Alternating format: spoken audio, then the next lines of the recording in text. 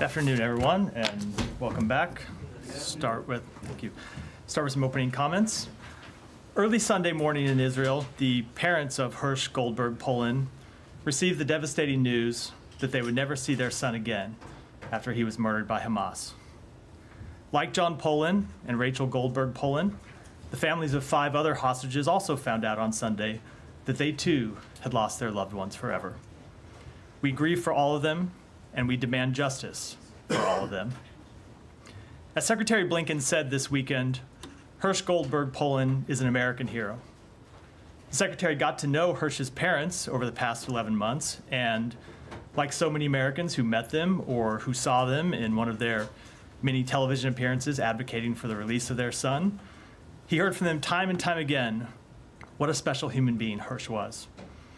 Hersh was a young man known by his family, by his friends for his kindness, for being a gentle soul who loved traveling, who loved music. And of course, he was attending a music festival on October 7th when it was attacked by Hamas, and he witnessed the murder of so many citizens, not just of Israel, but of countries around the world. The world also knows about the courage that Hersh demonstrated that day, how he took refuge in a shelter with others who were attending the festival. And when Hamas threw grenades into that shelter, he picked up grenade after grenade and threw them back out until eventually one of them blew one of his arms off. Hersh continued to demonstrate that same courage for the 330 days he spent in Hamas captivity. Tragically, any deal to bring home the hostages will come too late for him. But there are dozens of hostages still remaining in Gaza, still waiting for a deal that will bring them home.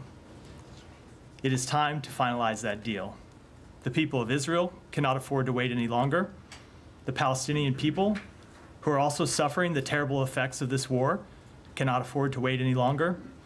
The world cannot afford to wait any longer. Over the coming days, the United States will continue to engage with our partners in the region to push for a final agreement.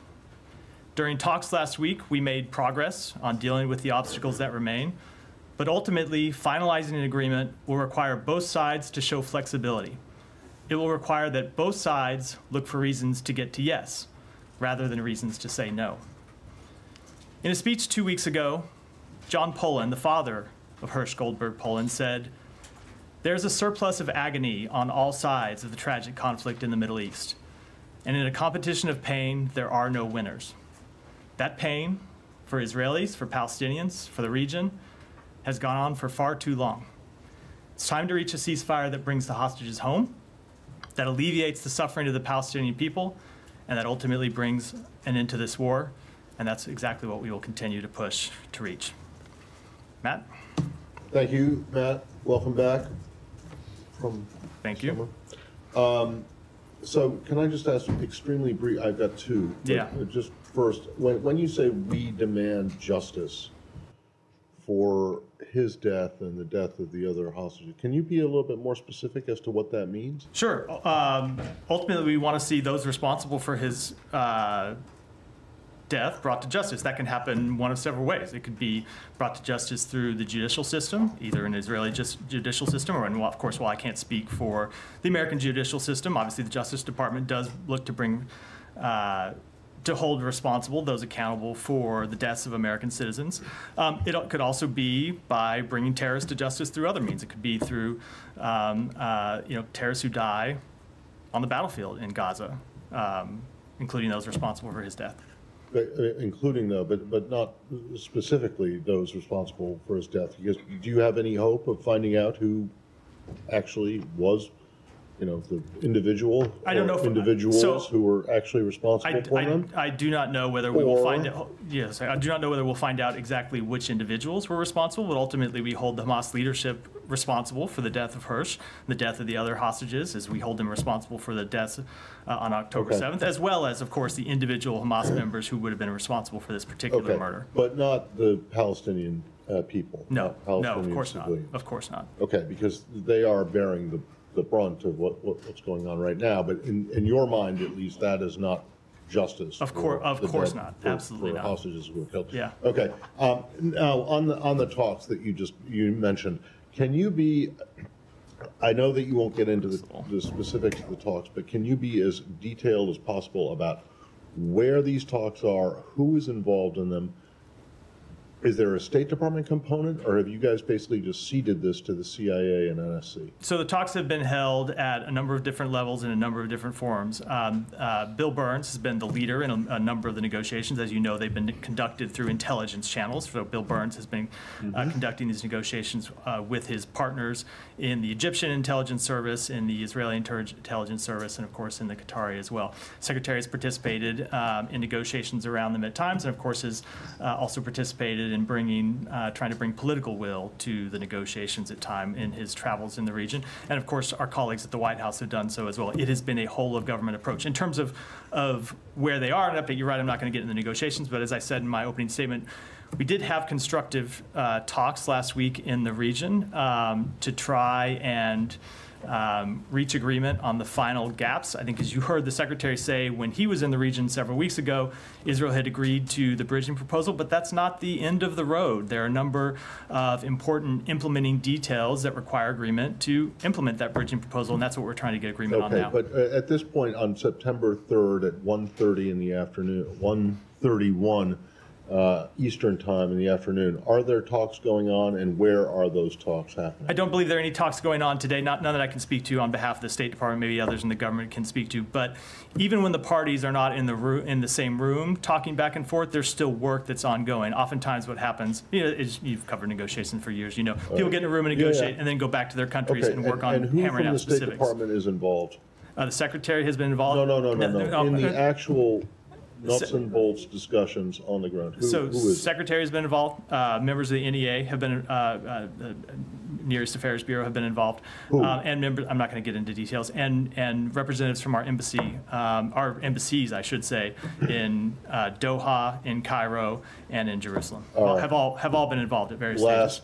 Last one. And when do you expect this new proposal, which I presume is not that much different than the last bridging proposal, but correct me if I'm wrong, when do you expect that to be presented to the Israelis and to Hamas? I don't want to set a timetable here. Well, it's like something, this week, next week? Let me just say, saying now. We are working with our partners Egypt and Qatar, who are the other mediators in these negotiations, to try and hammer out agreement on some of these issues that we think, or that we hope, would get the parties to yes, and we will present it to them as soon as we think we have something that we think can get there, or that we hope will get there. Thank you.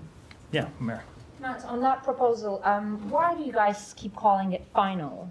Does that mean that if this proposal fails, that U.S. is just going to walk away from these talks? So I'm not going to get into any hypotheticals.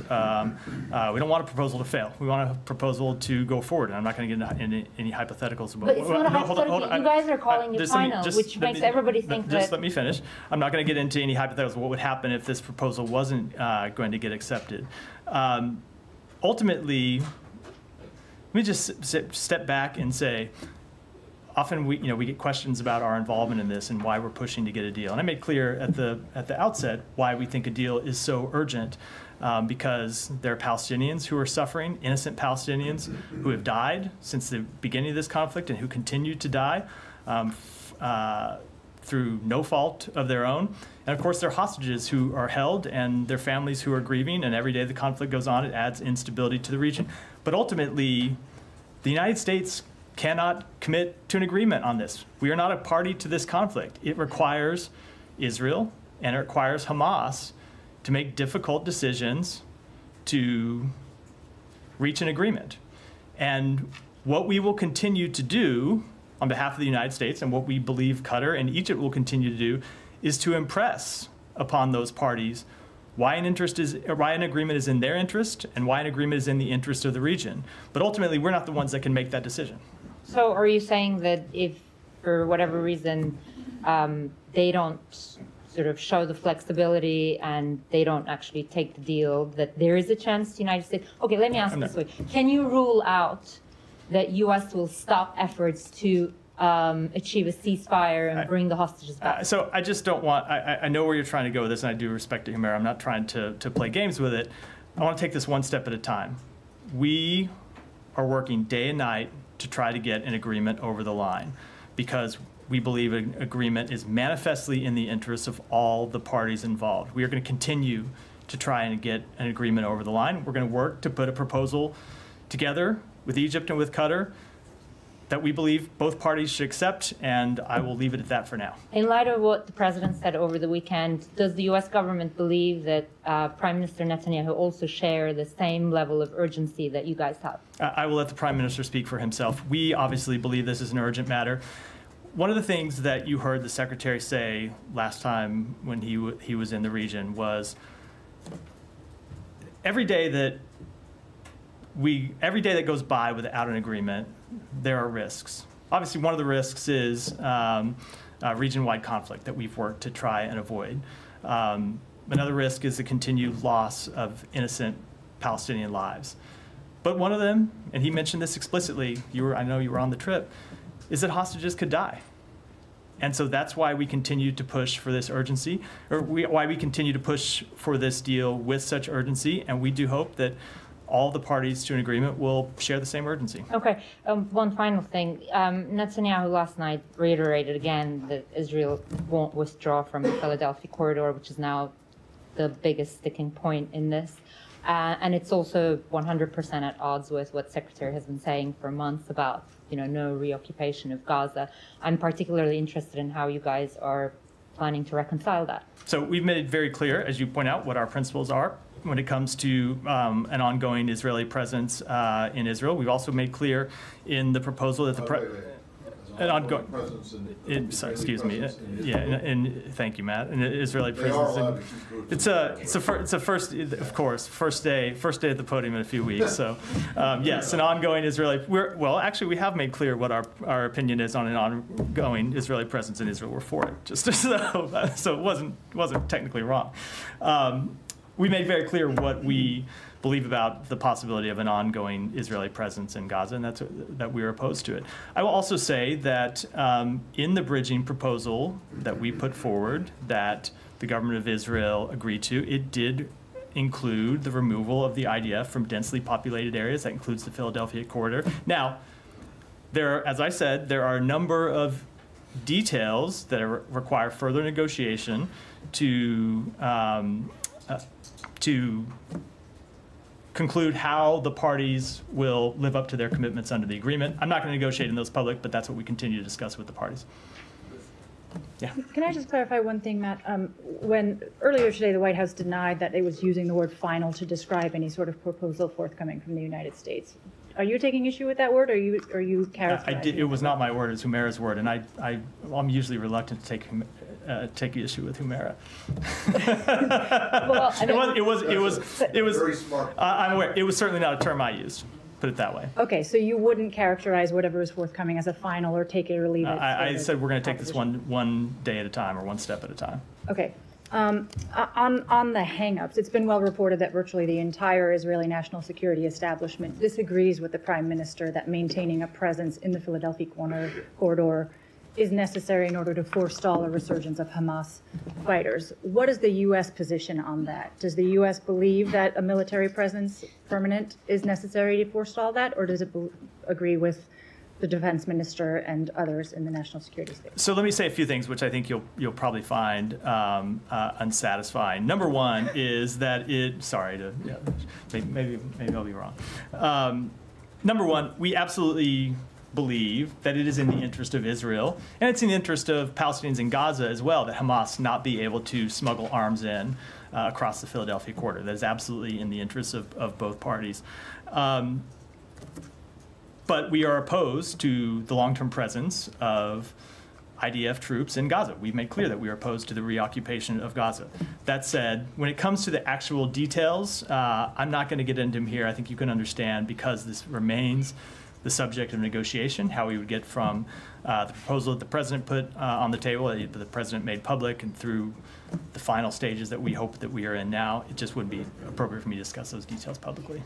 I don't mean it as a political question. I just mean it empirically. Like, do you believe the job can be done in the way that the national security establishment in Israel does? I fully understand the question. I just don't think it's important. It is wise or helpful for me to get into those details publicly now. Okay, to follow up on Matt's line of questioning about Hamas leaders being brought to justice, I mean, the president said that Hamas leaders will pay for their crimes. You've walked through what that might look like, but when might that happen, considering you need Hamas's leadership sign off on a potential hostage and ceasefire deal in the near term? So when do you expect this justice and this payment for crimes to be delivered? I'm not going to put a timetable on it, but I think the United States has shown that we have a long memory when it comes to bringing to justice those responsible for the death of American citizens. Okay. Has the U.S. entertained in any serious way a unilateral agreement with Hamas in order to secure the release of American hostages still being held? Our entire focus has been on securing an agreement to get home all the hostages. That, of course, includes the American hostages. Our first priority is always the safety and security of American citizens overseas. That's true when it comes to these hostage negotiations as well. And we are focused on a deal that would bring them home along with all the other American hostages. So there's no consideration being given to a sort of unilateral? We are working on a deal to get all of them home. Okay, I have one more question on the UK's decision to suspend some arms shipments Go ahead. to Israel. Has that... You can have 8 questions. I'm sorry. We've all been gone for a while. Fair, We haven't fair. been briefing a while. Has that changed the U.S.'s position on whether international humanitarian rights have been violated in Israel? Is the U.S. rethinking any of its arms exports? No, this is a decision that the United Kingdom made based on its assessment under its own laws.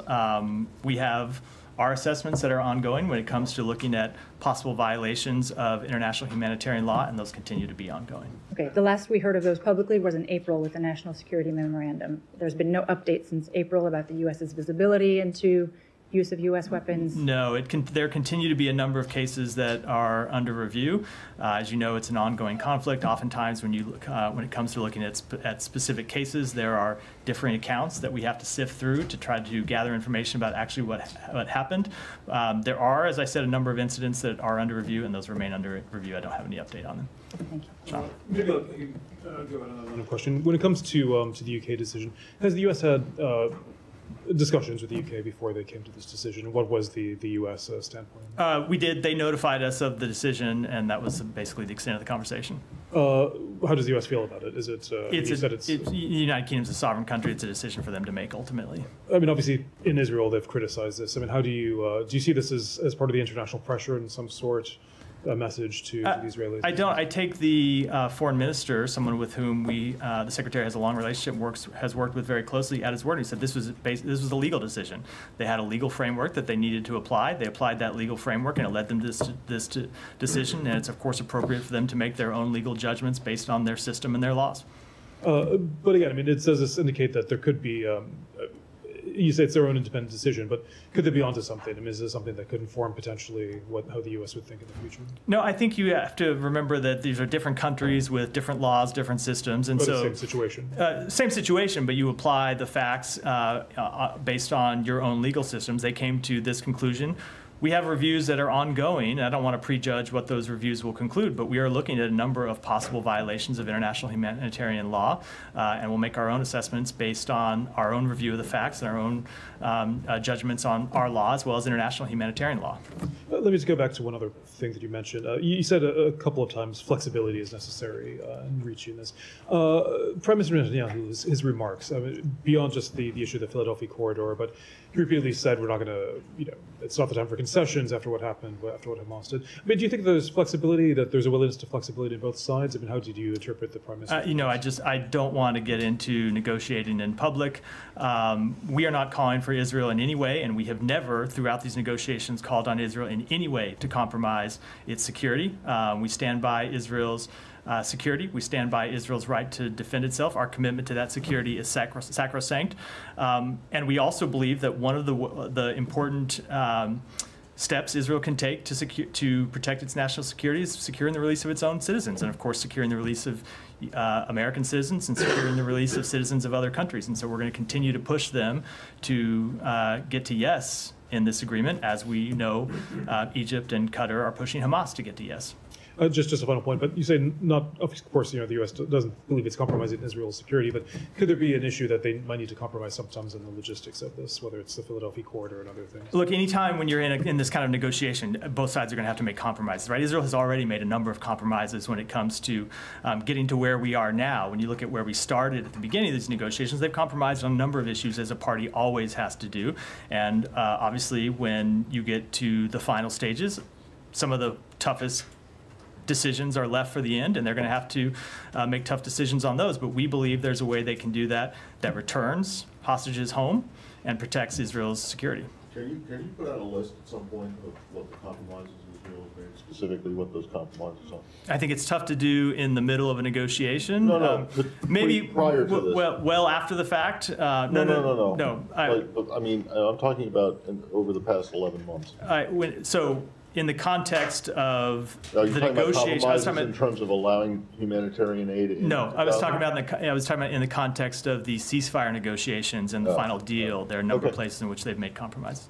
Can I just expand off of Olivia's question for 1 second with regard to wanting Hamas to pay for the death of the hostages? Can you just help us understand, without getting into specific plans, the sequencing that the U.S.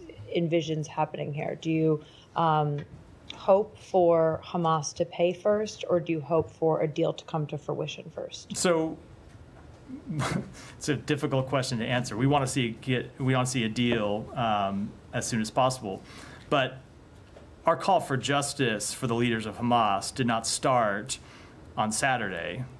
It started on October 7th, right? So we have been calling for the leaders of Hamas and those responsible for the crimes of October 7th to be brought to justice since October 7th. Now we will add to the list of particulars the death of an American citizen, which the world found out about Sunday morning in Israel, Saturday night here. But we have been calling for Hamas leaders and anyone responsible for acts of terrorism to be brought to justice since October 7th, and of course, in other cases, well before October 7th. So essentially, you're pursuing both of those goals, and whichever one comes to fruition first is the one you'll go with? They are. I think it's a mistake to think of them on like parallel tracks. We have long called for Hamas to be brought to justice. That continues to be an overwhelming priority of the United States. I think it should be an overwhelming priority of the world to see Hamas brought to justice. But the U.S. hasn't put boots on the ground in Gaza to go after any of those Let me say it this way. leaders. Look, if the leadership of Hamas was not in place, you'd have an easier time getting to a ceasefire, I think. If Hamas was not in place at Gaza at all. That's not the reality we face, so we have to face this reality where we, at the same time, we want to bring the leaders of Hamas to justice, we are also trying to pursue a ceasefire because they're the ones, of course, who are the terrorist organization in Gaza that continues to hold American citizens and others hostages. So after this weekend, though, it is striking that you guys have repeatedly, talked about bringing Hamas to justice and making Hamas pay in recent days. Is there any change in the way that you pursue that goal? Would the U.S. consider giving any more resources to Israel to accomplish that goal, or putting any boots on the ground, anything like that? No, there's been no change to our strategy. And then to the Philadelphia corridor, just for a second, it's obviously a central sticking point. Does it have to be part of the next proposal? Has Hamas been very clear that without an agreement on the presence in the Philadelphia corridor, nothing can go ahead, or could you guys consider leaving that out of something? I'm just not going to get into that level of detail from the podium. Okay, final question for me. U.S. elections coming up. Have you seen any indication that either side, Israel or Hamas, are looking to those elections and factoring into the way that they approach these talks? Not that I'm aware of, no. Can I follow up on this? And I have a couple of quick questions.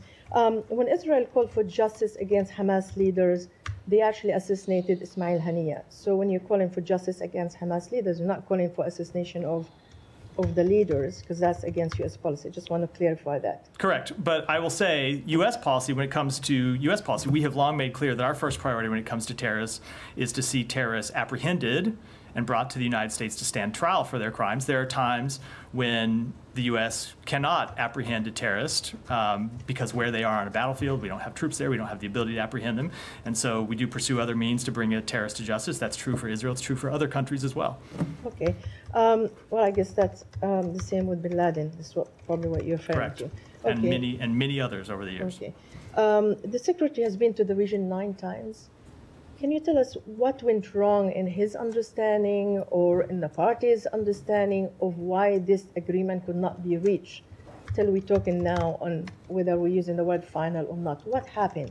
So I don't think there's anything that happened. As the Secretary said when he was there, Israel had agreed to the bridging proposal. We still need Hamas to agree to the bridging proposal. But as I said, I think in response to Humera's question, maybe it was Matt's, the bridging proposal wasn't the end of the road. As he made clear when he was there, there were a number of implementing details that we needed to reach agreement on to ensure that the parties would adhere to their commitments under the bridging proposal. And we continue to work to get agreement on all those and ultimately to put a proposal forward that we hope can bring the parties to agreement. Hamas spokesman said that they've been given instruction that if an Israeli military operation is conducted to release hostages, they've been given its instruction. So I assume is to kill them. So this is as a result of the operation that the Israeli did in June that resulted in the release of 3 hostages and the killing of 200 Palestinians. Do you believe, the administration believe, that hostages can be released in any other way but negotiation? Sure, hostages can be rescued. Israel has rescued hostages, and the same with the United States has rescued hostages, not in Gaza, but other places around the world, and other hostages have been rescued. So it's not to rule out the possibility of hostage rescues. They can take place. But we have always been clear that it would not be possible to rescue all of the hostages, both because of Hamas's depravity and because just the sheer task of trying to find those hostages and successfully rescue them would prove something that would be too much for Israel, for any country. So we have always been clear that the path to bringing those hostages home and reuniting them with their families was at the negotiating table, not just by rescuing them. I also can't let the moment to pass just to comment on that reported order from Hamas. Sometimes we talk about the negotiations between Israel and Hamas and talk about them as two, and people think about them as two equal parties. They obviously are the two parties to these negotiations, but I think when you see an order like that, it shows just what a depraved group we are dealing with in Hamas when they make clear that they will execute innocent human beings rather than let them be rescued. People who, in many cases, aren't even citizens of Israel. Recall that there are citizens of other countries who continue to be held, countries with whom Hamas supposedly has no complaint, and Hamas's position is that it will execute those hostages rather than let them be released. I think that shows what a depraved organization Hamas actually is. One last final question. Yesterday, Netanyahu showed a map when he talked about the Philadelphia corridor. It has no West Bank, it has nothing on it. Is this kind of normal that he shows a map with just Israel on it? There's no Palestinian existence? I'm not going to comment on the... I'm just saying, is that normal for you? So I'm not going to comment on the Prime Minister's press conference. We have been quite clear about our position when it comes to Gaza, when it comes to the West Bank, when it comes ultimately to a two-state solution. Yeah. Thank you. BBC News. Welcome. Thank you. Just to go back to the UK's decision to limit arms sales to Israel, Prime Minister Netanyahu says that it will embolden Hamas. I wondered what the US's position on that was. And also, if you could just give a little bit more insight into why the US disagrees with the UK's position. So it's not that we disagree with the UK position, it's that the UK makes an assessment based on their legal framework, as is appropriate for them to do. We make an assessment based on our own legal frameworks and looking at, in many cases, the same facts. But we have processes that are still ongoing and incidents that still remain under review. When it comes to assessing the decision, again, I'm not going to comment on what the Prime Minister says. Both of these countries are allies of the United States. The United Kingdom is an ally of the United States, and we respect the work that they do. Sorry, just to be clear, You said that not that we would disagree with UK's assessment. Did I hear that right? So you don't disagree with UK's My point is assessment? they're making an assessment under their law. What I mean is the decision that they made under their law to suspend arms. That is a decision for them to make based on their assessment of UK law. I'm not discussing, hold on, I'm not discussing the underlying determinations. We have our own reviews that are going. They have to make legal determinations. That's the determination that they made today. We can't speak to that. We can't make an assessment of that. It's a matter that involves UK law, and it's appropriate for them to do, not us. Do you agree with their underlying determination? And like the wording, I can read here. Where is it? That it says, I can't find it anywhere. It talks about a risk. So that determination is subject or pertains to a standard under UK law. And the United States is not going to make an assessment under a UK standard. It's not appropriate for us to do so. In the same way, we wouldn't expect the UK to apply a US standard in making their determinations. They have made their determination based on UK law. We will make our determinations based on US law. You're trying to, I think, distinguish this, saying like this is our law, this is their law, but effectively the battlefield that you're looking at is the same battlefield, and we're all trying to get at that. We're just trying to wrap our heads around how two countries with pretty similar values, by the way, are looking at the same battlefield and coming with very different conclusions. We are looking at the same battlefield. Have not reached conclusions. I think, number one, it is important to say. We have reviews that are ongoing, and we haven't made any final determinations or any final conclusions yet. Number two, there is a standard in the UK law. I will butcher it if I try to speak to that standard, but there's a standard that relates to the risk, I think it is. But there's a standard in the US. I know, and it is a different standard, and so they make their determinations based on the standard that is written in UK law. We will make our determinations based on the standard based in US law, which I don't think is that hard to understand. No, it's you would not expect the United States to apply the law of any other country. That's not what anyone's suggesting, but you have conventional arms policy. The wording there is like, it says the policy aims preventing arms transfers that risk facilitating or otherwise contributing. And then in the memorandum of White House, there's a further definition of what risk is and how you define risk. It talks about like more likely than not. Correct. So that language is very much there. Correct. And if you're not disagreeing with their underlying assessment, that's not then what I was speaking to. I was speaking to their legal assessment of UK law, not the underlying assessment on whether violations of international humanitarian law have been committed. We are making our own assessments on that underlying question, and we'll do it. And so it's two things here, right? There's a question of whether violations of international humanitarian law have been committed, and then there's a question of whether you suspend arms sales if you find that violation. And there is a standard for when you suspend arms sales in UK law. There's a standard when you suspend arms sales in US law. No, hold on. I know, exactly. And there are different standards, and we will look and apply the law based on US code. Okay, based on what you just said, 1 and 2, there is the risk of IHI violations, and then when you take action. Let's talk about the first one. Does the U.S. see the same risk? We have said, so I can't speak to the level of risk. No, hold on. You said, hold on, just let me answer. When you say the same, I assume you mean of the UK. I can't speak to the level of risk that the UK sees.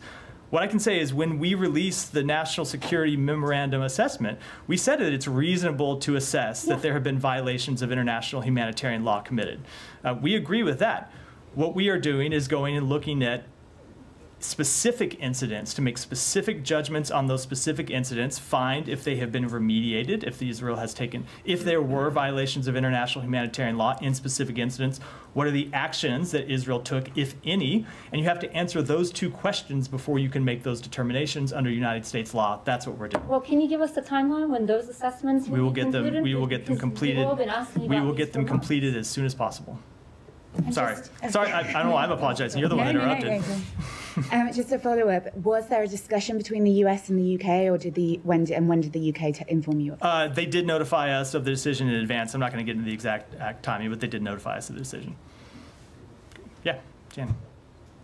Thank you, Matt. Two questions on Russia and North Korea. The Russian Deputy Foreign Minister announced a revision to the nuclear doctrine that includes principles for the possible use of nuclear weapons. How would you react to this? Let me take that question and get your response. A second one, North Korean Kim Jong-un said he would fully support Russia's war in Ukraine. What impact do you think this will have on a nuclear-armed North Korea? So we've already seen the impact for Ukraine of North Korea supporting that war when it comes to transferring weapons that have shown up on the battlefield, and we will continue to take action to hold Russia accountable for its actions in Ukraine and to hold North Korea accountable for its support for that war. Yeah. Thank you, Matt. If I may change subject to Georgia, I know you discussed the foreign agent law of Georgia. Monday is a deadline for organizations to register under Georgia's foreign agents law, which is often referred to as a Russian law by the public.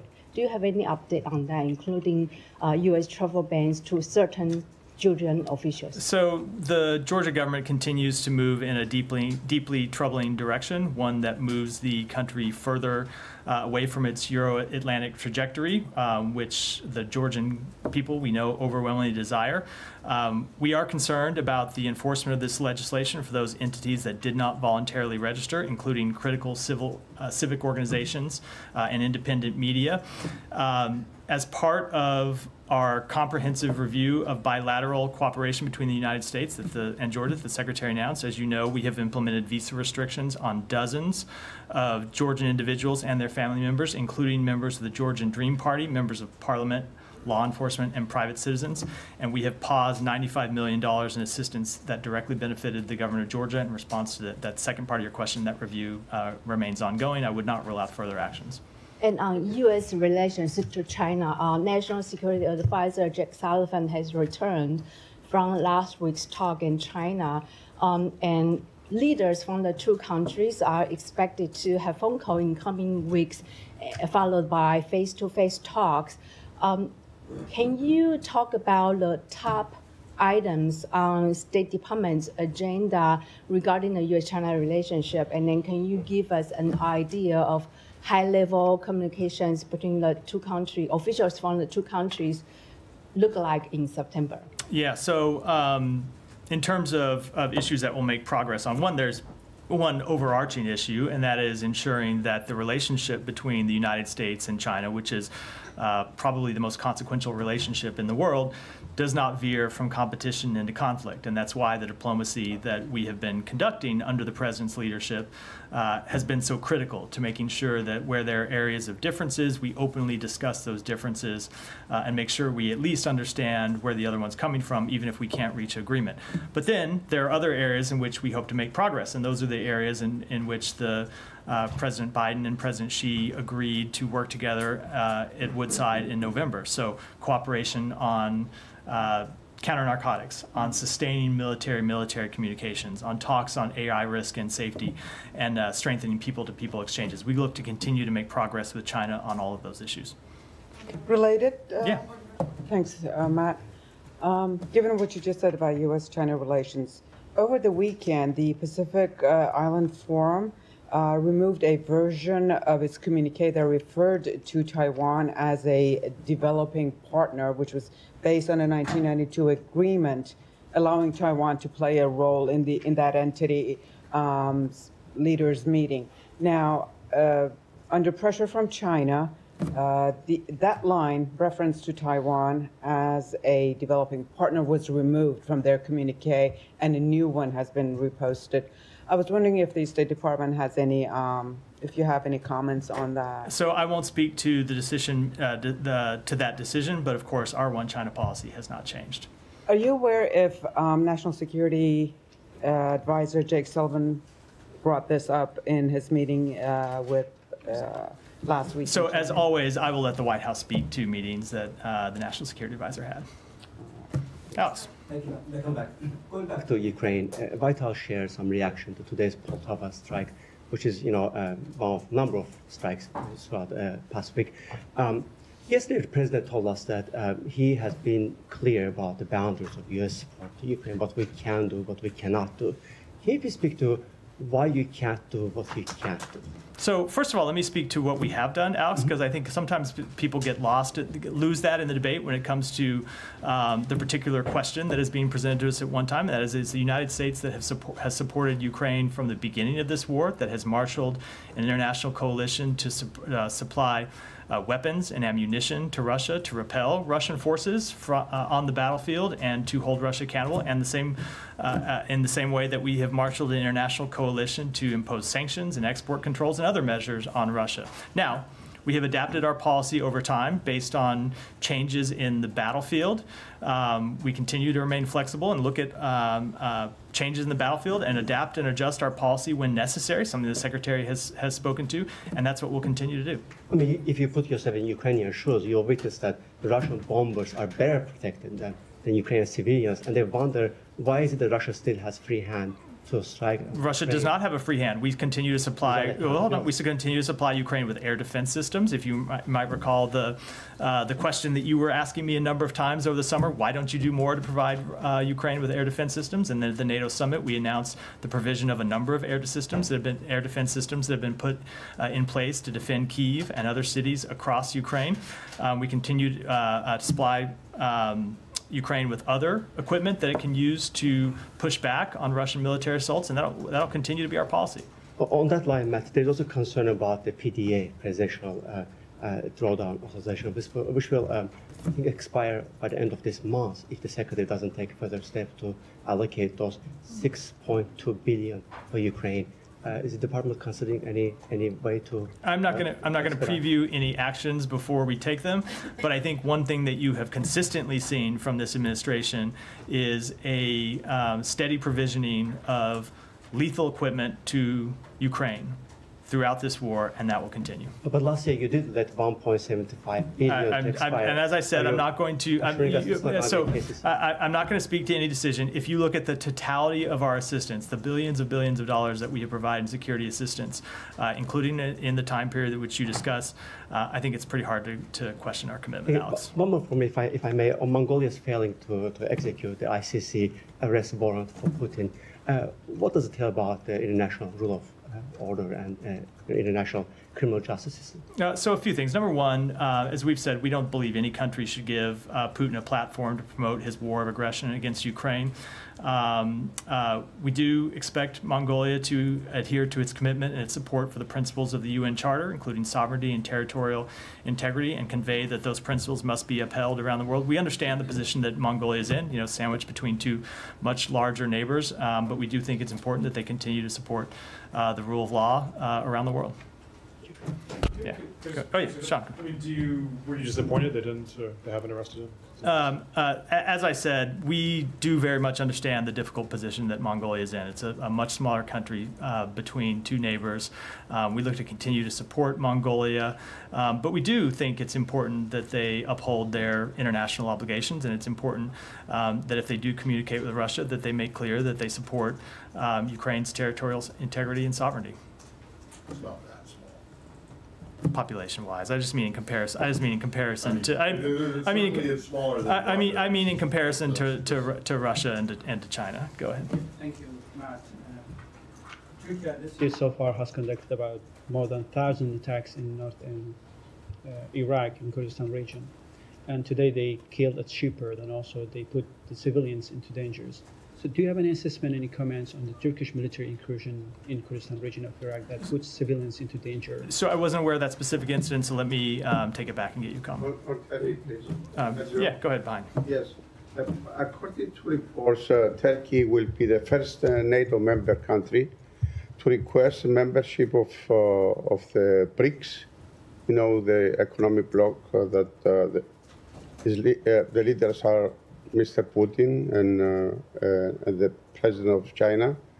I wanted to know if you have any comment on this. I'm not going to comment on on those reports, other than to say that Turkey continues to be an important ally to the United States that we work with whom we work on a number of issues. Thank you, sir. The U.S. ambassador to Pakistan, Donald Bloom, met with the foreign minister Ishaq Dar, and the focus of the discussion was Afghanistan and region security. We heard that recently we have seen deadliest terrorist attacks. More than 70 people were killed, and we heard in that meeting Pakistan asked for US help to defeat these terror networks. Any comments?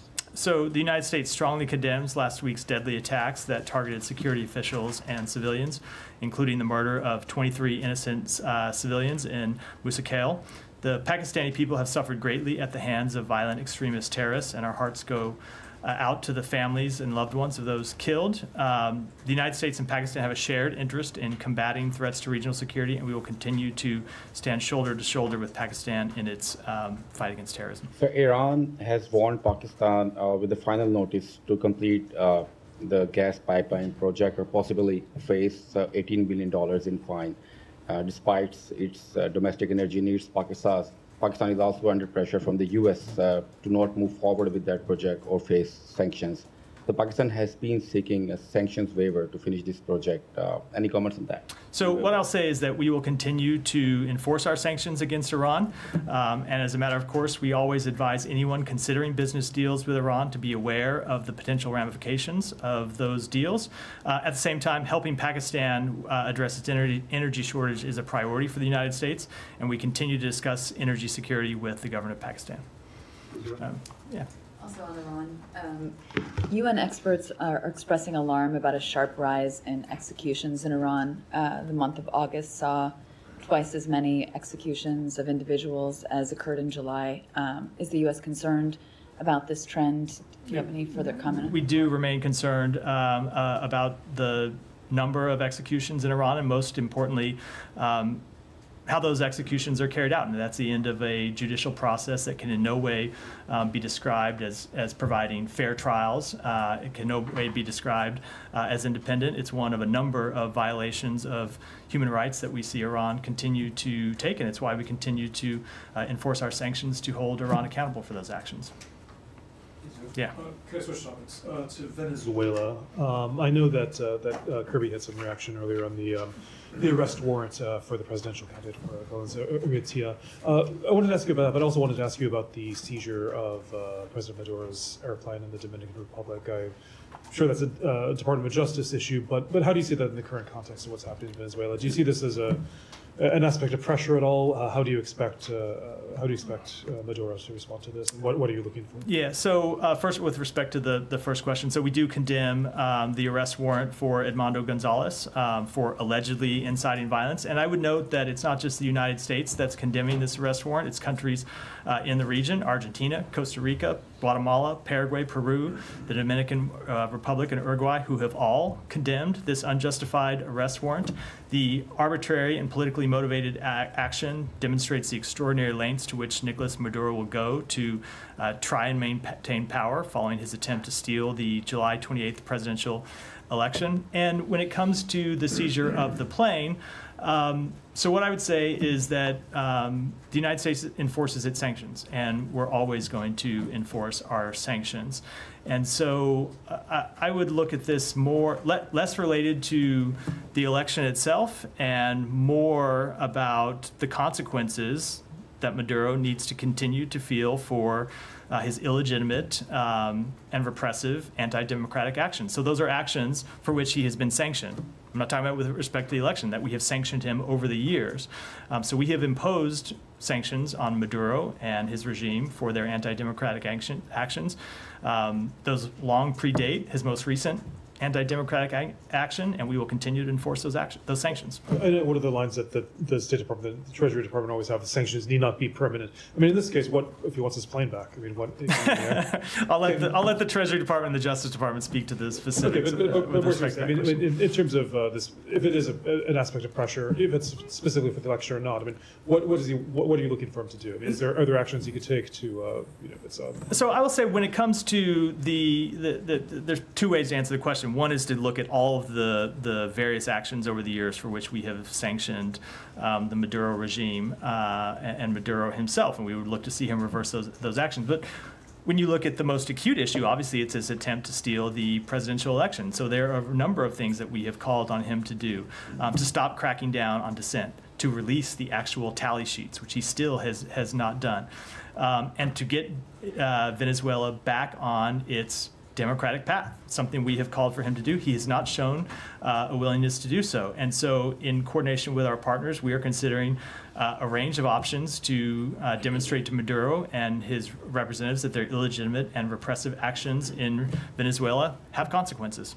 Sure. Just very briefly, I don't know if you have anything on this because it happened quite recently, but in Uganda, the opposition leader, Bobby Wine, says he was shot and that he's saying the Museveni government is to blame. Do you have any commentary whether you think this is accurate? Any comments? So I did see those reports just before I came out here a few minutes before. We are concerned that violence against opposition voices means the democratic space continues to shrink in Uganda. Respect for freedom of peaceful assembly and allowing political parties to operate freely are fundamental values of democratic societies. There is no place for harassment of opposition voices. The harassment of opposition voices and continued human rights abuses damage prospects for Ugandan progress and its partnership with the international community. And with that, we'll wrap for today, everyone. All right, sorry, everyone. Went a little long today. Thanks.